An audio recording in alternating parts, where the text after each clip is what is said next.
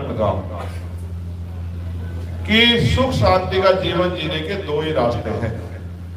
पहला, स्वराज माई, अगर जीते जी सुख शांति चाहिए तो स्वराज माई अपना राज लाओ। और दूसरा, मरने के बाद मिलेगा शमशान घाट में कब्रिस्तान। अब उन्होंने कहा कि राज तो अभी भी है, फलाना राजा राज कर रहा है, एक और राजा राज कर रहा है, वहां दूसरा और राजा। तो गुरुजी ने फिर ये कहा कि ऐसा चाहूं राज में जहां मिले सबनु अन्न, और छोटे बड़े सब सम बसे रहदास रहे प्रसन्न। कि राज भी ऐसा नहीं होना चाहिए कि किसी दुराचारी के, किसी सामंती के, किसी माफिया के हाथ में राज हो। राज भी ऐसे लोगों के हाथ में हो जो राजकाज को इस पॉलिसी पे चलाते सके कि राज ऐसा हो जहां किसी को खाने के लिए अन्न की, तन ढकने के लिए कपड़ों की, सर ढकने के लिए छत की, पीने के लिए पानी की कोई दिक्कत ना हो, जहां कोई छोटा ना हो, सब बराबर हो, जहां किसी बहन बेटी का अपमान ना हो, किसी की हत्या ना हो, किसी का बलात्कार ना हो, किसी को मारा ना जाए, किसी का लूट ना हो, सब लोग इज्जत सम्मान की जिंदगी प्राप्त करें, ऐसा राज होना चाहिए। और उस राज को उन्होंने नाम दिया बेगमपुरा राज। हमारे यहाँ बहुत सारे लोग जानते हैं, प्रधान जी बैठे, सीनियर बाबूजी बैठे, तथ्य जी आज हमारे बीच में यहाँ है। बेगमपुरा का मतलब होता है बिना गम का राज, जहां किसी की जिंदगी में कोई गम। अब 600 साल पहले सतगुरु जी कह के गए, अब हम उनकी नालायक औलादे हैं, 600 साल हमने उनकी बातों पे गौर नहीं किया। फिर राष्ट्रपिता ज्योतिबा फूले, सर छोटू राम, बाबा साहब अम्बेडकर, संत राम जी प्रजापति, बाबू शिवदयाल चौरसिया, बाबू जगदेव प्रसाद कुशवाहा, जननायक कपूरी ठाकुर, डॉक्टर फरीदी, ऐसे भी विद्वान महापुरुष हमारे बीच में आए जिन्होंने समाज को जगाने का काम किया, समाज को रास्ता दिखाने का काम किया। और हरप्रीत साहब पढ़े हैं, राजशाही में तो राज तलवारों के दम पे लिया जाता है। गुरु गोविंद सिंह जी ने कहा कि राज तलवार के दम पे लिया जाएगा, जिसकी तलवार में दम होगा उसका राज है। लेकिन क्योंकि ये राजशाही में तो ठीक है, लेकिन लोकशाही में तो नहीं हो सकता। आप 1 लाख तलवार लिया, राज थोड़ा ही कर लोगे आप। यहाँ तो राज विचार के दम पे होता है, जिसका विचार अच्छा होगा जनता उससे जुड़ेगी, और जिससे जनता जुड़ गई, जिसके समर्थन में वोट करेगी, वो ताकत है। आज भाजपा का विचार हावी है, इसलिए आज उनकी बात आगे बढ़ रही, वो उनकी बांधी बंध रही है, खोली खुल रही है।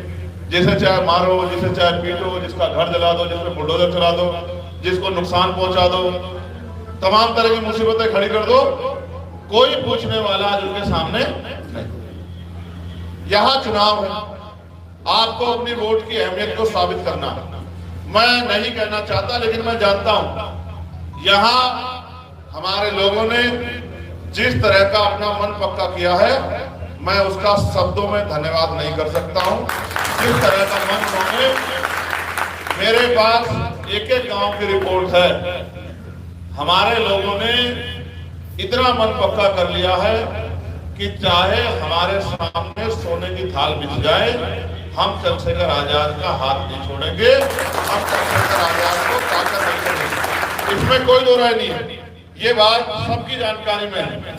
लेकिन जहां चारों तरफ पैसे वाले लोग राज कर रहे हैं, पावर वाले लोग राज कर रहे हैं, ये सच है।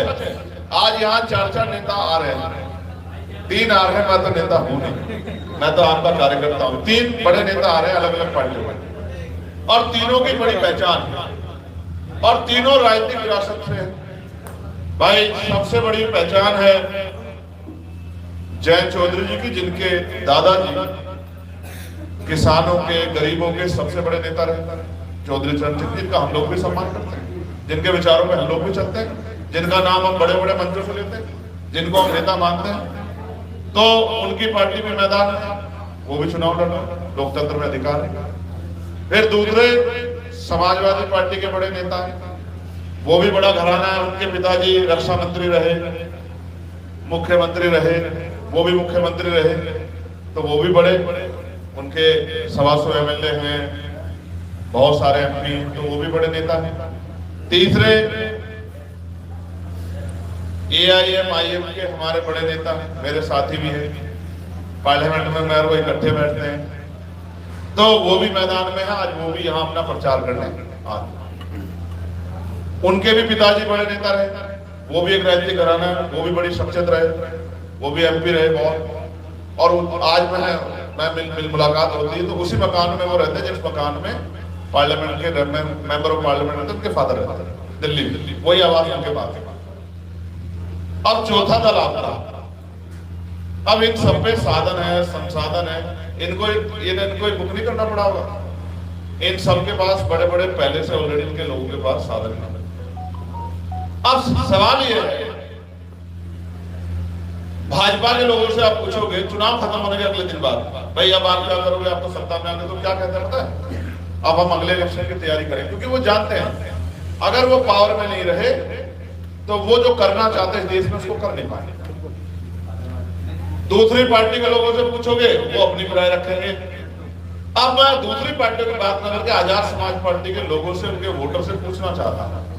आजाद समाज पार्टी के वोटर किसान हैं, आजाद समाज पार्टी के वोटर नौजवान, आजाद समाज पार्टी के लोग वोटर बैकवर्ड शेड्यूल कास्ट के, मुस्लिम समाज के लोग, शेड्यूल ट्राइब के लोग, और यही लोग इस देश में परेशान है। किसान यहाँ का परेशान है, यहाँ का दलित समाज परेशान है, यहाँ का मुस्लिम समाज परेशान है, यहाँ का पाल, प्रजापति, कश्यप, सैनी, मौर्य, साक्य, कुशवाहा, बिंद, राजभर, केवट, मल्ला और जाट गुजर भी उसमें आते हैं, ये भी लोग परेशान है। कुछ लोगों के पास आर्थिक संपन्नता है कि उनके पास गाड़ी घोड़े हैं, जमीनें हैं, लेकिन 90% समाज ऐसा है जिन पे पक्के मकान भी नहीं है, और मकान है तो खाने को रोटी नहीं, रोज कुआं कूदते हैं, रोज पानी पीते हैं। अब कहते हैं जिसको जरूरत होती है, कहते कुआं प्यासे के पास नहीं जाता, प्यासा कुएं के पास जाता। अब आप ये महसूस करो, असल जरूरत आज यहां पावरफुल किसको है? वो तीनों पार्टियों के लोग या आजाद समाज पार्टी के लोग जो लंबे समय से 7-8 साल से दिन रात एक करके मेहनत कर रहे हैं, और जो जब लड़ाई लड़ने किसी भी जाते हैं तो ना जाति देखते, ना धर्म देखते, ना जगह देखते, ना अमीर गरीब देखते, बस भिड़ जाते। चाहे 29,000 शिक्षक भर्ती का मामला हो, जिसमें पिछड़े वर्ग के बच्चों को 20,000 पद छीने गए, चाहे किसान आंदोलन हो 13 महीने, चाहे पहलवान बेटियों के सम्मान की रक्षा का मामला हो, चाहे हुसैन साहब यहाँ बैठे NRC का मामला हो, तबलीगी जमात का मामला हो, इन पे अगर कोई मुसीबत आएगी आबिद साहब पे, तो इनके समाज के लोग उस मुसीबत को के खिलाफ बात रख सकते हैं।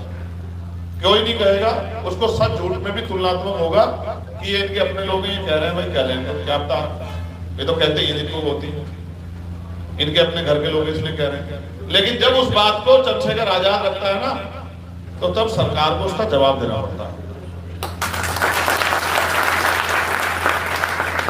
जब दलित समाज में कोई परेशानी आती है, हम लोग बोलते हैं, शायद उससे इतना बड़ा इम्पैक्ट नहीं पड़ता। जब कोई दूसरा व्यक्ति बोलता है तो उसका, क्योंकि फिर आदमी तर्क की कसौटी पे लाता है कि भाई इसका मतलब समस्या है। जब सब लोग बोल रहे हैं तो मैंने तो अपनी जिम्मेदारी को अदा किया।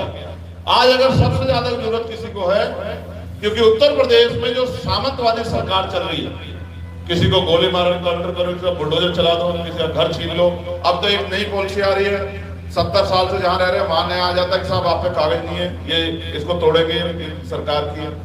मैं तो कह रहा हूं पूरा देश ही सरकार का है, जिनकी सरकार उनके हाथ में सब कुछ है, लेकिन जिन पे आजादी से पहले रहने को घर नहीं थे, जिन पे नौकरी नहीं थे, रोजगार नहीं थे, जमीन नहीं थी, जिन्होंने देश के लिए तमाम तरह की बड़ी कुर्बानियां दी है, उनको बसाने के लिए सरकार ने क्या योजना चलाई। वो गांव में पिटे, धर्म के नाम पर, जाति के नाम पर, और उन पे अपराध हुए, वो जाके शहर में जाके बस गए। उन्होंने उस बंजर जमीन को तैयार किया। आज जब वो रहने वाले हो गए, 70 साल से मकान बना के रह रहे हैं, खून पैसा लगा के, तो आज सरकार कह रही है कि जमीन पे आप भागनी। ये सरकारें जनता के लिए हैं या जनता को नोचने के लिए है, इस बात का जवाब मांगने वाला आज उत्तर प्रदेश की असेंबली में एक भी आदमी नहीं। चुनाव तो सबको लड़ना है, चुनाव सबको लड़ना है। समाजवादी के लोग कह रहे हैं हमें भाजपा को हराना है, बहुत अच्छी बात है, हराना भी और हराना भी चाहिए, लेकिन पश्चिम में कौन हरा सकता है भाजपा को, ये उसके उनको जानकारी नहीं। यहां तो समीकरण के आधार पर हराया जा सकता है, और समीकरण आजाद समाज पार्टी के पक्ष में। और देखो कुदरत भी उनके साथ नहीं है, ये अमरीश बालियान जानते हैं, कुदरत भी उनके साथ नहीं है, आने का प्रयास करते हैं, कुदरत रास्ता रोक देती है कि भाई चलो जाओ, रोक देती। मैंने तो नहीं रोका भाई, मैं तो किसी का हेलीकॉप्टर नहीं रुकवा सकता। मैं तो लोकतांत्रिक व्यक्ति हूं, सबको कहूंगा आओ वोट मांगो, जहां आप बड़े बड़े सेठ लोग वोट मांगोगे वहां गरीब का बेटा भी आपके बीच में खड़े होके आम जनता से वोट मांगने का काम करेगा। मैं साजिश नहीं करता किसी के खिलाफ, लेकिन आपके रास्ते बंद हो गया खुलेंगे, इसका फैसला आप लोग करो। ये जो बूथ के सिपाही है, ये बूथ के सिपाही नहीं, यही हमारी नींव है, यही हमारी रीढ़ की हड्डी है, यही हमारी ताकत है, यही हमारी ताकत। ये वो है आज इनके कंधों में ये जिम्मेदारी है कि पूरा उत्तर प्रदेश देख रहा है, और मीडिया के साथियों ने भी चाहे ना चाहते हुए तभी आवाज में कहना शुरू किया है कि मुकाबला त्रिकोणीय है, आजाद समाज पार्टी को हल्के में नहीं लिया जा सकता। लेकिन सच ये है कि अभी भी क्योंकि अपने संबंध होते हैं, कई चीजें छिपानी पड़ती है, सीधा नहीं कह पा रहे हैं कि मुकाबला आजाद समाज पार्टी से ही है। नगीना में भी लंबे समय तक यही कहते रहे, चंद्रशेखर कुछ वोट काट लेंगे, चंद्रशेखर कुछ वोट ले जाएंगे, चंद्रशेखर की वजह से इसको फायदा हो जाएगा। मौलाना अतीक हमारे साथी, खुर्शीद साहब यहाँ, और मेरे छोटे भाई दानिश और तमाम लोग वहां बाहर खड़े मुझे दिख रहे। नगीना के लोगों ने इनसे कहा, मीडिया के लोगों से, कि हम मुंह से नहीं, हम बटन से जवाब देंगे। और जिस दिन वोट पड़े थे 19 तारीख को, तो ये केजरीवाल वाला बटन उन्होंने नीला कर दिया था, साइन लगा। आप समझते हो पैसे वाले पार्टी वाले क्यों डरते हैं चंद्रशेखर से? आप समझते हो उसका कारण? इसलिए डरते हैं क्योंकि इनको पता है कि जैसे जैसे चंद्रशेखर ताकतवर होगा, वैसे वैसे बीजेपी का खौफ दिखा के वोट लेने का काम बंद हो जाएगा। जब हम बीजेपी से कुर्सी छीन लेंगे तो बीजेपी के लोग किसको परेशान कर देंगे? पुलिस क्यों सुनेगी उनकी? एडमिनिस्ट्रेशन क्यों सुनेगा उनकी? कौन से अधिकार से वो नुकसान पहुंचा देंगे? ताकत में हम लोग होंगे। मगर ये डर बनाया हुआ है कि बीजेपी के लोग खा जाएंगे, पी जाएंगे, निकल जाएंगे। ये तो लोकसभा के चुनाव में भी हमने बड़ा दिल दिखाया, और मैं चैलेंज नहीं कह रहा हूं, यहाँ के नेता जानते हैं इस बात को कि अगर हम बड़ा दिल नहीं दिखाते तो मैं बड़ी बात नहीं कहता, क्योंकि बड़ी बात कहने की हिम्मत नहीं है मेरे अंदर, मैं तो छोटा सा आदमी हूं। अगर हम बड़ा दिल नहीं दिखाते और अपने साथियों से नहीं कहते तो बहुत सारे लोग पार्लियामेंट नहीं जा पाते। इसमें कोई दो राय नहीं है। हमने 2 ही सीटें लड़ी और एक में हम जीते, और दूसरी सीट पे हमें 80-84 वोट मिले। ये तो हमारी घर की सीट थी। ये पहले फेज में चुनाव था और 7 फेज में था ना चुनाव। 6 फेज हमने बैठकर तमाशा देखा भारतीय राजनीति का। अगर 6 फेज हम लोग मेहनत करते तो मुजफ्फरनगर हमसे दूर नहीं था, कैराना हमसे दूर नहीं था, और बिजनौर हमसे दूर नहीं था। अगर हम मेहनत करते और अपने साथियों को जुटाते तो हम बहुत सारे लोगों को साबित करके दिखा सकते थे कि हमें कितना दम। लेकिन जो लोग भाजपा को हराने की बात करते हैं, उनको हमसे सीखना चाहिए कि त्याग करके किस तरह से जो है अपने हिस्से की रोटी किसी और को देके अपने भाई का पेट भर के अपनी समस्या का हल किया जाता है। हमने उस जिम्मेदारी को अदा किया और आज भी हम उस जिम्मेदारी को अदा कर रहे हैं। मैं अपने बूथ के साथियों से कहना चाहता हूँ, ये आपकी लड़ाई, ये अकेले चंद्रशेखर आजाद की लड़ाई नहीं है, ये हम सब लोगों की लड़ाई है। और बिना पावर के हम अपने लोगों का कोई भला नहीं कर रहे। सिर्फ नारों से बात आगे नहीं बढ़ेगी, आपको मेहनत करनी पड़ेगी। और टेक्निकली आप अपने बूथ के सभी लोगों के नंबर लेके और उनकी लिस्ट सीनियर लोगों पे होनी चाहिए। और सुबह से आपको फोन पे लगना है। जैसे किसान फसल तैयार करता है, खेत बहाता है, बीज लगाता है, डाई गिरता है, पानी लगाता है, खाद गिरता है, और जब फसल तो पक्के तैयार हो जाते तो किसान अगर पड़ के सो जाएगा तो क्या होगा? फसल का चोर चुरा ले जाएगा, आवारा पशु नुकसान पहुंचा देंगे, दुश्मन उसको आग लगा सकता है, या समय पे अगर मार्केट में नहीं गई तो कीमत भी कम हो जाएगी, चीज भी खराब हो जाएगी। आपने पिछले 4 महीने से हमारी बात में पहरा देके इस फसल को तैयार कर दिया, अब इसको काटने का समय आ गया। आपके 10 लोग, 10 में से जो लोग अंदर एजेंट बनेंगे वो पूरी निगरानी करेंगे, जो बाहर रहेंगे वो बूथ पे पर्ची और परेशानी आम जनता को ना हो इसका इंतजाम करेंगे। और जो लोग गांव में हैं वो एक एक घर जाके लोगों को बूथ तक लाने का काम करेंगे, वोट डलवाने के लिए तैयार करेंगे और वोट का परसेंटेज मैक्सिमम करा के ये साबित करेंगे कि भारतीय राजनीति पैसे वालों के गुलाम नहीं है। गरीब भी अपनी मेहनत करके ताकत बना सकते हैं, अपनी हिम्मत जुटा सकते हैं। इसलिए मैं आपसे आज सिर्फ इतना ही कहने के लिए यहाँ हूं कि मैं आपको जानता हूं, अगर आप अपने पे आ जाओ और आप अपनी बात को मजबूत करने की ठान लो तो फिर आपका कोई मुकाबला नहीं कर सकता। क्योंकि इसका गवाह है ये बड़ी बड़ी बिल्डिंगें। आज तो मशीनें आ गई हैं, लेकिन कोई बिल्डिंग ऐसी नहीं है जिसमें आपका पसीना शामिल ना हो। क्योंकि इस बिल्डिंग को बनाने में बोझा उठाने की ताकत अमीरों में नहीं है। अगर बोझा उठाने की ताकत किसी में है तो वो आप में है, वो मुझ में है, बाकी और किसी लोगों में वो हिम्मत नहीं है। तो इसलिए मैं आपसे कहना चाहता हूँ। अच्छा सुनो, आज हमारे गुर्जर समाज के भाई सम्मेलन करा, ठीक है। हमारी पार्टी में पिछड़े अति पिछड़े समाज के नेता जिम्मेदारी से अपना काम करा। उस दिन हमारे जाट समाज के नेताओं ने, जबकि वो हैं तो बहुजन समाज के नेता, लेकिन उन्होंने भी अपना सम्मेलन कराया। हालांकि उन पर बहुत दबाव भी आया। उन्होंने कहा हम पार्टी के सच्चे सिपाही हैं। और एक हमारे बड़े नेता ने मुझसे कहा, अध्यक्ष जी बूथ बोलता है, अगर मेरे बूथ से हमारा प्रत्याशी जीत के ना आया उस दिन आप मुझसे कहना कि जाट समाज ने वोट नहीं किया। ये बहुत बड़ी बात, ये बहुत बड़ी बात।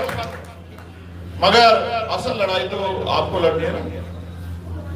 आज आपको निकलना है, अपने बस्ते कंप्लीट करने और हाथ जोड़ना भी सीख लो। हाथ जोड़ के लोगों से वोट की अपील करना शुरू। देखो 26 में जिला पंचायत का चुनाव आ रहा है, प्रधानी भी आएगा, पीडीसी भी आएगा। बहुत सारे लोग तुम्हारे गांव में पीडीसी भी बनना चाहेंगे, प्रधान भी बनना चाहेंगे, जिला पंचायत भी बनना चाहेंगे। बिना आपकी वोट के बन सकते हैं? समझदार बन जाओ। कुछ नहीं करना है, पर उनको बता देना है कि अगर आज आप हमारे साथ नहीं हो तो कल हम उसी के साथ खड़े होंगे जो आज हमारे साथ खड़े हैं। गांव में प्रधान वही बनेगा जिसको आप वोट दो। गांव में पीडीसी वही बनेगा जिसको आप वोट दो।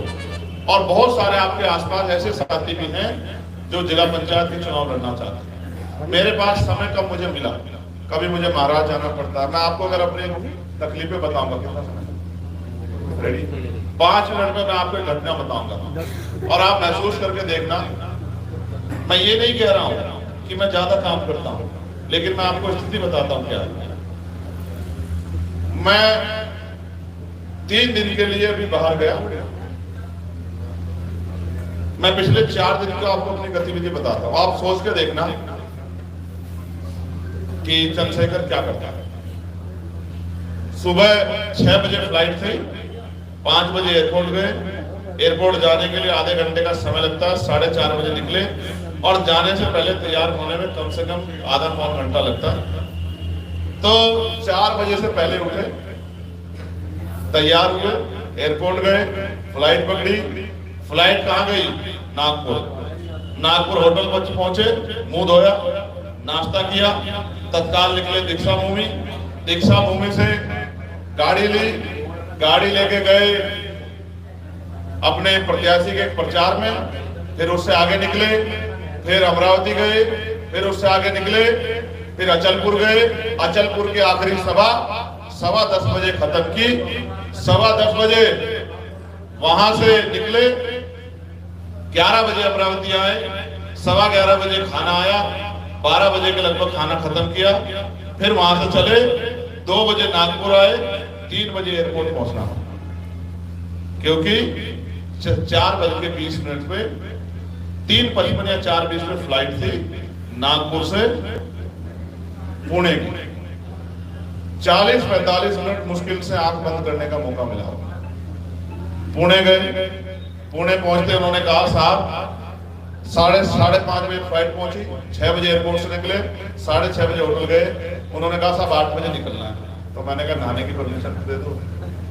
नहा धो के वहां से चले, 6 घंटे का सफर करके गाड़ी के जरिए तूजापुर में जाके अपने प्रत्याशी की सभा की, फिर वहां से निकले 10 बजे,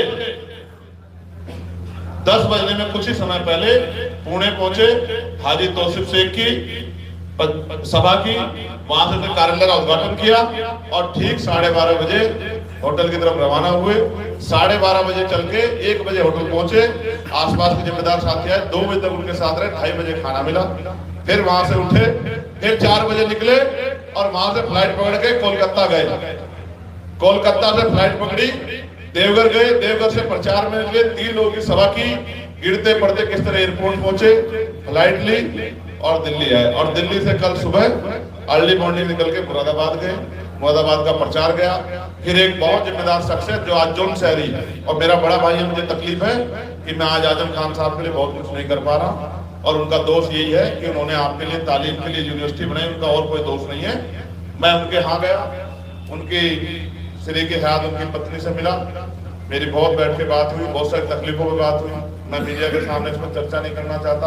उनके यहाँ से निकला, फिर सतपाल चौधरी जी की गाजियाबाद की सभा में गया, वहां प्रचार किया। फिर वहां से प्रचार करके 11:30 पौने 12 बजे निकले, फिर वहां पहुंचे। फिर ये था कि आपका कार्यक्रम लेट ना हो जाए, तो सुबह 7:30 बजे निकल गए। तो हमारे साथी जानते हैं, कोई एक आदमी 1 रुपए का आरोप नहीं लगा सकता कि किसी की चाय भी पी हो, कोई एक सिंगल आदमी आरोप नहीं लगा सकता। तो ये कह दे कि चंद्रशेखर आजाद ने कहा कि मैं तेरे प्रचार में मुझे चाय पिला देता हूं, और ये क्यों? सिर्फ इसलिए कि वहां आपकी पार्टी के नुमाइंदे जीते और आपके वहां रहने वाले लोगों की हितों की आवाज उठाने का काम करे। उसी विचारधारा पे जो डॉक्टर बाबा साहब अम्बेडकर की विचारधारा है, जो डॉक्टर APJ अब्दुल कलाम साहब की विचारधारा है, जो मान्यवर साहब श्री काशीराम जी की विचारधारा है, उस विचारधारा पे काम करे जो संतों गुरुओं की विचारधारा। और आज आपके यहाँ, अब आपके यहाँ से जाएंगे, कल एक लड़के की हत्या हो गई थी 3 दिन पहले नोएडा में, उसके परिवार से मिलने जाएंगे, और परसों भी एक काम है, कोई छुट्टी नहीं। मैं आपको विश्वास दिला कहता हूँ, महाराष्ट्र से भी हमारा MLA जीत के आएगा, मेरी बात को आप लोग याद रखें। और हवा में नहीं कहता मैं इस बात को, और मैं नाम बता रहा हूं, जो जीतेगा उनका नाम है आलिम पटेल। विधानसभा का नाम है अमरावती शहर 38, नोट कर लेना। आलिम पटेल 38 नंबर पे विधानसभा अमरावती शहर जीतेंगे, प्रचार करके आए। दूसरे, झारखंड से भी आपका MLA जीतेगा हुसैन भाई, बाकी विधानसभा नाम है मुमताज खान, मेरी बात को आप याद रखना। और एक और प्रत्याशी है, लेट हो गया था, उसकी सभा में 50,000 लोग इकट्ठे कर रखे थे, नाम है नाजिर अंसारी, विधानसभा मांडू। पूरी कोशिश की कि पार्टी के प्रत्याशियों की बात आगे बढ़ जाए। अब मुझे एक सम्मेलन में जाना है, लेकिन आप मुझे विश्वास दिला कहो कि आप इस लड़ाई को अकेले नहीं छोड़ोगे, इस लड़ाई को आखिरी मंजिल तक, और जब तक वोट पड़ के फॉर्म 17 से आपके हाथ में नहीं आ जाए, जिसमें लिखा हो कौन सी EVM में कितने वोट पड़े, कितने वोट थे, जब तक पूरा रिकॉर्ड आपके हाथ में, तब तक आप बूथ नहीं छोड़ोगे। इस बात का मुझे विश्वास दिलाओ, फिर मैं आपके बीच से जाने की इजाजत दूंगा। कर लोगे काम? अब मैं, क्योंकि मुझे अब आप लोग यहीं रुकना, मैं कुतुबपुर में जा रहा हूँ। हमारे गुर्जर समाज के लोगों ने समर्थन देने के लिए सम्मेलन किया है। मैं उस सम्मेलन से यहीं आके वापस नीटू भाई बता देंगे कहाँ जाना है, वहां से हम लोग रोड शो करेंगे और फिर हम अपने अपने काम में डट जाएंगे। मैं आप सबका धन्यवाद करता हूँ और आप सबसे अपील करता हूँ, अपनी ताकत को मजबूत रखना है और दबा दो केजरी का, दबा दोगे, बना लोगे ताकत।